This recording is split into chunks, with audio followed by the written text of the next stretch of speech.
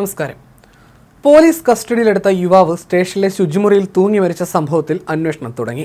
ഉന്നത ഉദ്യോഗസ്ഥർ അടക്കം കൽപ്പറ്റ പോലീസ് സ്റ്റേഷനിൽ എത്തിയിട്ടുണ്ട്. സംഭവ സമയം ഡ്യൂട്ടിയിലുണ്ടായിരുന്ന ഉദ്യോഗസ്ഥർക്കെതിരെ നടപടിയെടുത്തേക്കുമെന്നാണ് സൂചന.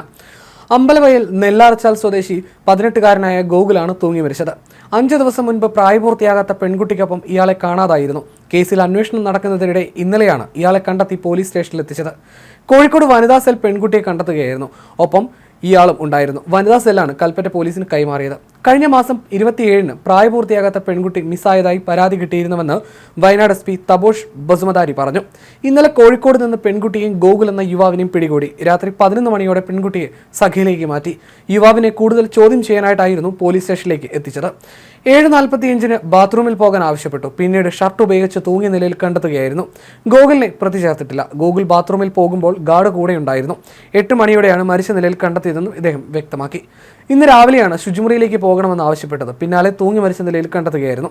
ഫുൾ കൈ ഷർട്ടാണ് ഇയാൾ ധരിച്ചിരുന്നത്. ഇതിൽ തൂങ്ങിയ നിലയിലാണ് കണ്ടെത്തിയത്. ഗോകുലിന്റെ മൃതദേഹം സ്വകാര്യ ആശുപത്രിയിലേക്ക് മാറ്റി. പോസ്റ്റ്മോർട്ടം നടപടികൾ പൂർത്തിയാക്കി മൃതദേഹം ബന്ധുക്കൾക്ക് വിട്ടുകൊടുക്കും. ചന്ദ്രൻ, ഓമന ദമ്പതികളുടെ മകനാണ് ഗോകുൽ.